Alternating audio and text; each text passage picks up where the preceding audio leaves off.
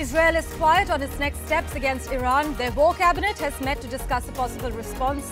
The White House, meanwhile, has warned Israel that the United States will not participate in any retaliatory strikes on Iran.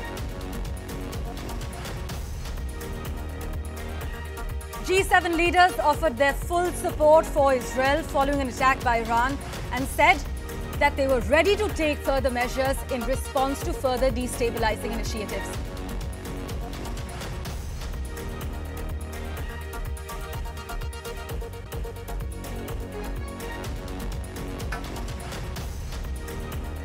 A 24-year-old student from India was shot dead inside a car in Canada's South Vancouver.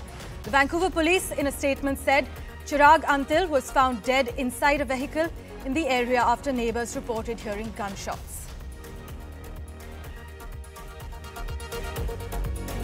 Donald Trump is poised to become the first former US president to face a criminal trial, a watershed moment for American democracy as the Republican nominee fights a divisive battle to retake the White House.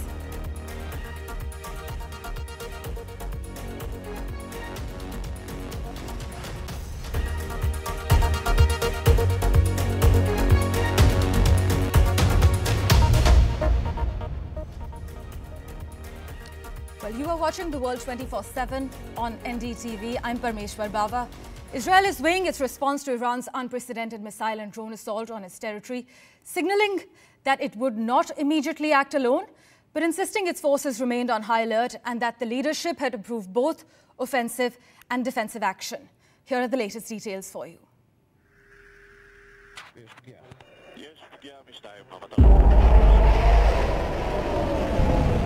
After Iran rained down missiles and drones on Israel, in its first attack targeting Israel directly from its own soil, roughly 2 weeks after it alleged that Tel Aviv had destroyed its consulate in Damascus, Israel is debating a response to Iran's attack with or without US support. While Israel's defensive system, Iron Dome, shielded a majority of the attack with limited damage on the ground, Israeli Prime Minister Netanyahu and his 5-member war cabinet met for the first time since the attack to discuss Tel Aviv's response to the strike. This comes after US President Joe Biden, as well as the G7 countries, condemned Iran's strikes, while Washington made it clear it will not participate in any offensive action against Tehran. Well, where things stand this morning is just an incredible military achievement by Israel and, quite frankly, the United States and other partners that helped Israel defend itself against more than 300 drones and missiles.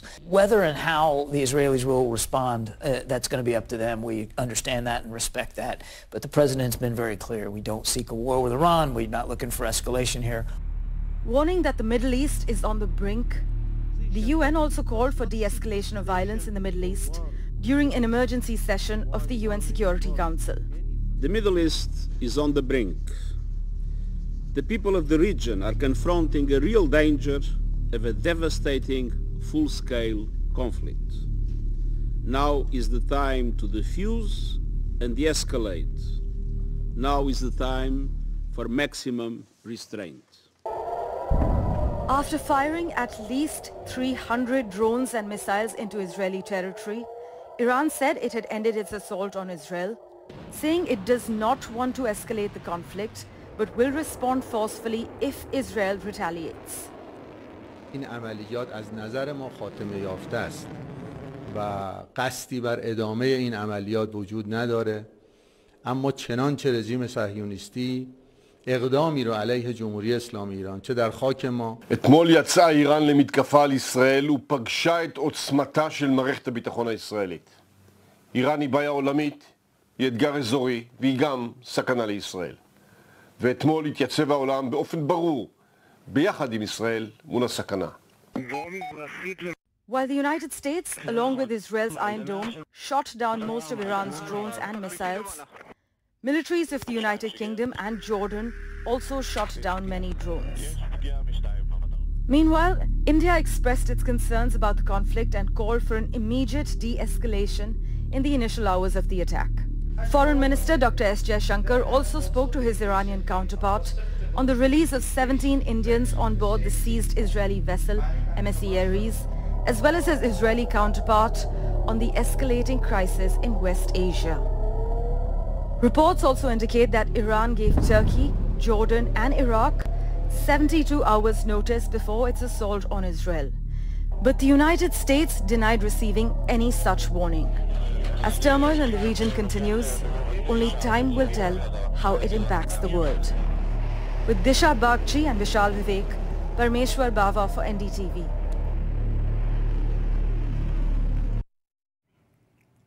Well, the threat of open warfare erupting between the West Asia foes and dragging in the United States has put the region on edge. As Washington said, America did not seek conflict with Iran, but would not hesitate to protect its forces and Israel. Now, to discuss the latest developments, let's go across to Saurabh Shukla, Editor-in-Chief, newsmobile.in, who joins us live from Washington at the moment. Thank you so much, Mr. Shukla, for joining us. Now, Israel and Iran, the two enemies, are closer to the brink of an all-out war than ever before. These attacks, unlike others in the past, explicitly and directly came from the Iranian government and its military. Now, we're also hearing the US is speaking to Jordan. What are the latest developments you can share with us? Well, I can tell you that hectic diplomatic parleys, back channels are on both here in Washington, D.C. and in some of the other G7 capitals. In fact, in New Delhi as well, as you said in the broadcast, External Affairs Minister Jaishankar has been proactively speaking to his counterparts in the middle of an Indian election. Clearly, everyone wants, and US and India are coordinating. I can share with your viewers very, very closely on this, because they both believe that there should be de-escalation from here on. The world cannot have another war happening in the Middle East or anywhere else in the world. In any case, you are reeling under a war between Russia and Ukraine. You have a war between Israel and Hamas, and then this comes in. So the world cannot afford that. And that's a message coming from the UN Security Council as well. Clearly, the Israeli Prime Minister Benjamin Netanyahu is, his stance on this entire thing is also powered by the domestic problems that he's facing. And that's a worry that many observers here in Washington, D.C. have as well, because they know that they have cautioned him that he should not escalate. They should hold on the parallel track. With the Iranians also, parleys are on to make sure that they should not escalate either. And that's the reason why you see that assurance coming from the Iranian side that they will not mount any further attacks. Clearly, there is a better sense, I hope, that will prevail in Tel Aviv as well, because Israel also cannot afford any other war at this stage, because obviously it's reeling under a crisis of sorts, and it should avoid a war. Because a war in the Middle East impacts the world, whether it's an economic impact, the humanitarian impact, that will be disastrous. And that's the reason why efforts are on today to make sure that this war can be averted. Parmeshwar? But Mr. Shukla, many say that Mr. Netanyahu could use this Iran attack as an opportunity to do what he always wanted: hit Iran hard, drawing the US into war, and regain regional and international legitimacy. What's your take? Well, I can tell you from my sources here at White House, and also from some of the other G7 interlocutors I've been speaking to, clearly, none of them are backing Israel on that. While they have said that, yes, we will back Israel to the extent that if there is any further action, they will defend. And they were all standing with Israel. If you know that Israel was able to avert this, these missile and drones coming its way, thanks to a proactive support by the US. So they've told them that we will stand with you, but we don't want you to go and further escalate this situation. That's a clear message going from Washington to Tel Aviv. And I think Mr. Netanyahu should understand that this is not the time to escalate, and this is not the time to take on Iran either, because the world does not have an appetite for that, for clear pragmatic reasons. Parmeshwar? Right. Despite pressure from US sanctions, though, we can't ignore the fact that Iran does have quite an extensive array of weapons at its disposal. But the key question here then, Mr. Shukla, though, is whether this all drags in the United States, leading to a full-scale shooting war between Iran and the US forces in the region. Well, that's what they want to avoid. They're very clear that while the US has said clearly that if their assets are hit, if there is a direct attack by Iran or Iranian proxies, that includes groups like Hezbollah, with Hamas, if there is a direct attack, certainly US will resort to counter measures. But the way what I'm trying to tell you is there is a back channel effort happening with Iran as well to make sure that they see the reason, because obviously Iran also realizes that in a war situation, it's not going to emerge victorious because there are very few countries which are standing with Iran at this moment. This is a message that came out of External Affairs Minister S. Jaishankar's conversation with his Iranian counterpart as well, that you should exercise restraint. You should make sure that the situation is not escalated, because a war is not going to be good for anyone. And obviously for India, which has clear strategic stakes in the region, it also wants that it stands with countries like the US to make sure that there is a solution, a diplomatic solution of this crisis. Parameshwar? Indeed. Mr. Shukla, though, do you believe that by launching this midnight attack on Israel, the Iranians are telling their rivals that they indeed are ready to escalate the shadow war into an open conflict?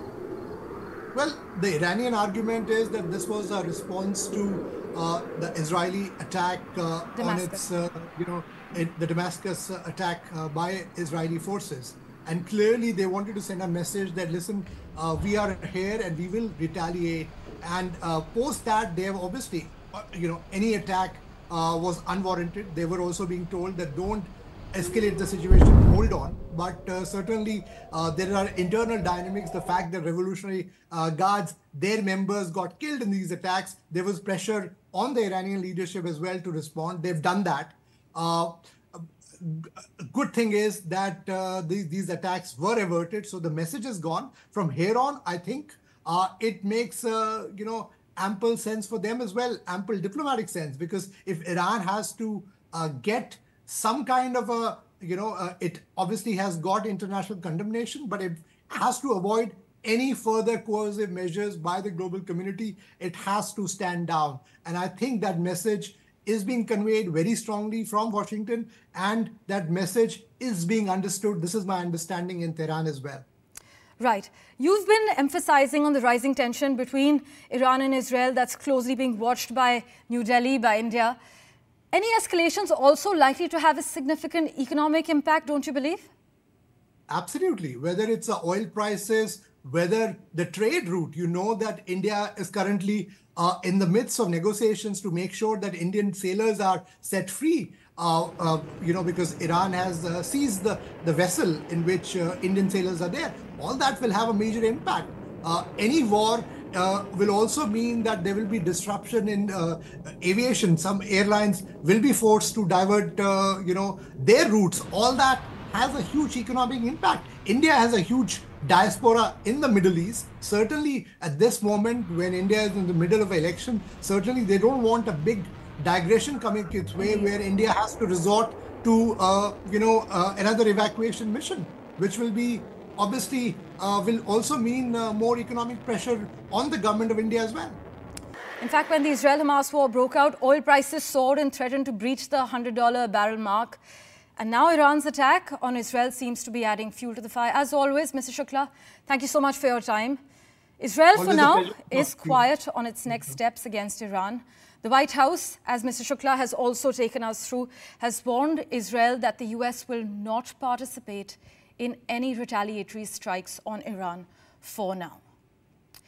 But Israel has been successful in warding off the first wave of Iranian air attacks, even though Iran says it's done now. But they used ballistic missiles, cruise missiles, and killer drones.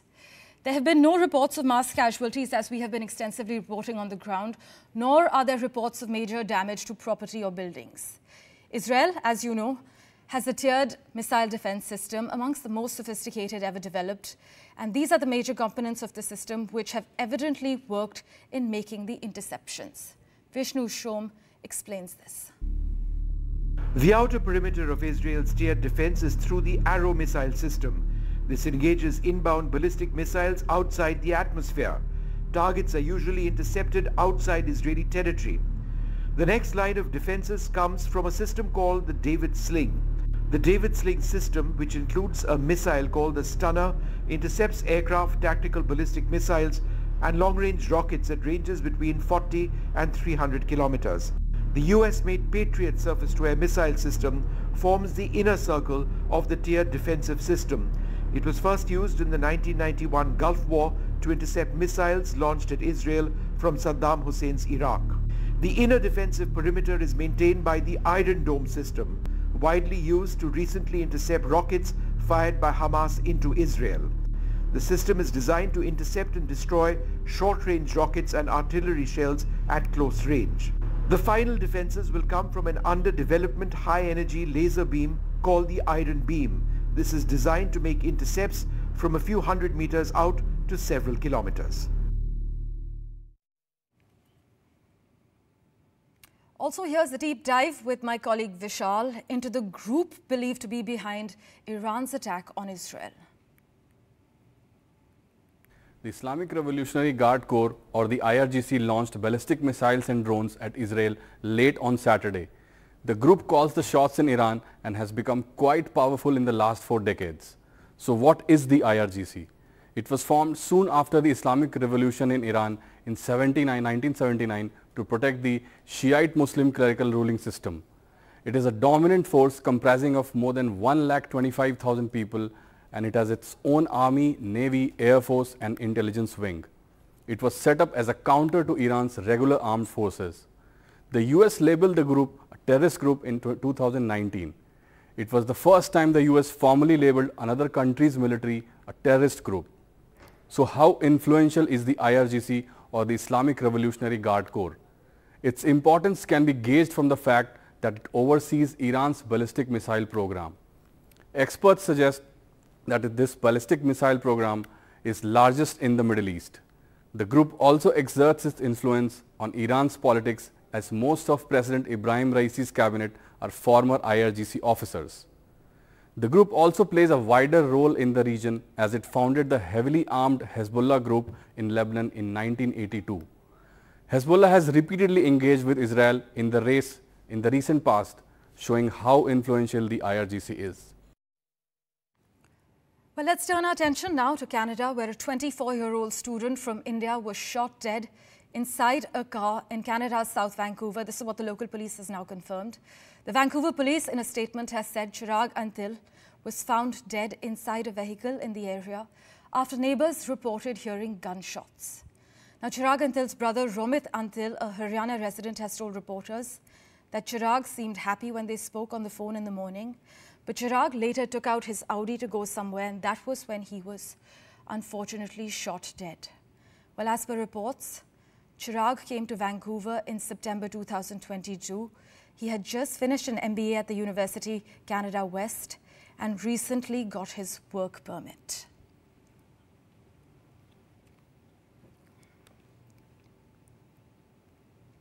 In other news, ex-US President Donald Trump's court trials involving hush money paid to the adult film star Stormy Daniels is set to begin. This makes him the first US president to be put on trial, an uncharted territory for the country. Trump is accused of arranging a $130,000 payment made in the waning days of the 2016 presidential election campaign in the US, buying her silence about an alleged sexual encounter at a hotel back in 2006, and falsifying records to cover it up. He has denied any extramarital encounter with the porn star and has said that the payment was made to stop her false and extortionist accusations.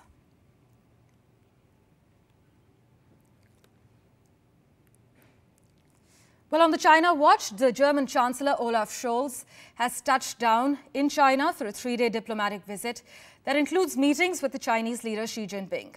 Accompanied by a high-level business delegation, the German leader is expected to address grievances over the trade deficit between the EU common market and the world's second-largest economy. In fact, Mr. Scholz is expected to question China's ties with Russia amid the Ukraine war and Beijing's aggressiveness towards Taiwan, which, as you are aware, is a self-ruled island China claims as its own. This, by the way, is Mr. Scholz's second trip to China as Chancellor. He completed his first visit back in 2022.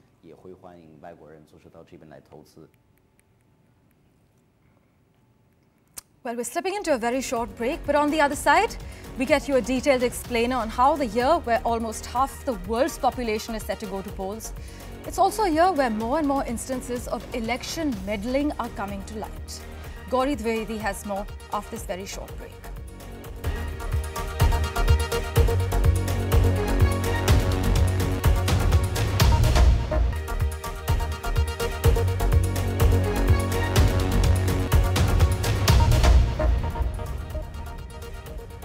Welcome back. Well, our External Affairs Minister has spoken to his Iranian counterpart, and after these talks, we can share with you that the Indian government will now be meeting the MSC Aries crew. Iran has allowed Indian government officials to meet the ship crew, and as we have been reporting, 17 Indians are on the ship that has been seized by Iran.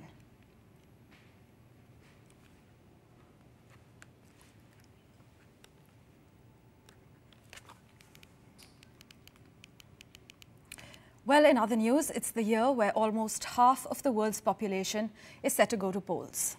It's also a year where more and more instances of election meddling are coming to light. Gauri Dwivedi explains.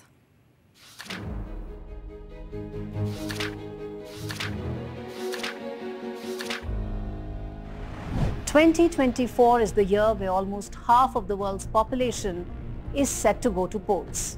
It's also a year where more and more instances of election meddling are coming to light.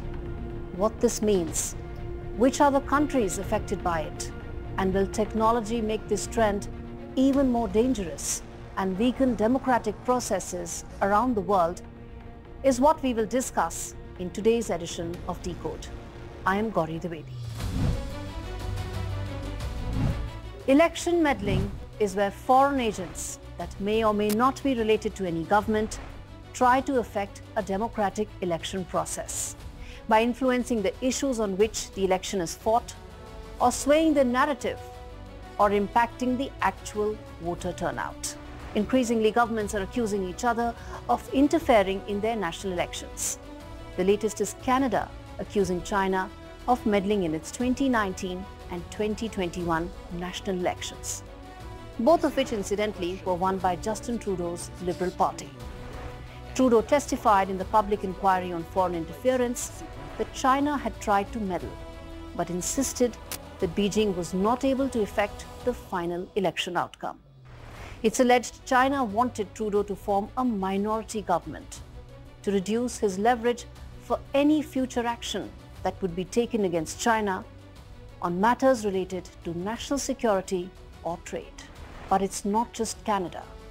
US, UK and India, the three most significant democracies on the planet, are all set to go to elections this year, and all are at a heightened risk of being impacted due to foreign interference. Microsoft has warned that in the Indian elections, at a minimum, China will create and distribute through social media AI-generated content that benefits their positions in these high-profile elections. Any meddling in India's election process is bound to have larger national security implications. Perhaps that's why China is interested in meddling. Microsoft believes China has already used this template in Taiwan's January 2024 elections and will replicate the same for the high-stakes India polls. In February 2024, the Office of the Director of National Intelligence in the United States issued a threat assessment and said Beijing is expanding its global covert influence posture to better support the CCP's goals. The PRC aims to sow doubts about US leadership, undermine democracy, and extend Beijing's influence. In short, Beijing is trying to do in USA and India what it did in Taiwan, or perhaps what Russia is alleged to have done in the 2016 American elections. The UK, which is set to go to elections towards the end of 2024, faces similar threats from Russia, China, and Iran. The idea for such a well-planned and coordinated exercise is to promote divisions in the society at a time when elections exacerbate such differences. There's actually now a term for it, known as spamouflage, where covert accounts masquerading as voters of a party run down genuine supporters of any opponent using everything from conspiracy theories to falsehoods. And while most of this meddling happens via advanced technology tools, democracies are grappling for answers. On 2nd of April 2024, US President Joe Biden warned his Chinese counterpart to not interfere in the American elections to be held end of 2024. But the fact that such a call was necessary indicates the problem that countries like US, India and UK face and the limited solutions in their arsenal. Technology as it empowers also exposes the loopholes that exist in our societies. As AI becomes more sophisticated, election meddling will become more widespread and possibly difficult to trace. Reports suggest there is an AI-generated Biden-like figurine trying to influence American voters. Doubt and suspicion about the democratic process thrive in the absence of clarity, requiring governments to respond real-time to every such threat. If Justin Trudeau had acted in time on the intel inputs, the Chinese efforts to interfere would have been nipped in the bud. After all, countries like Indonesia, Maldives, South Africa, Mexico, Venezuela, and a whole host of others will all take cue from how democracies like US, India, and UK respond to the growing and all-pervasive foreign interference threat. Well, thank you for investing your time in watching the first episode of The World 24/7 on the NDTV network. We'll continue to track the latest updates for you from India and around the world. Do stay tuned.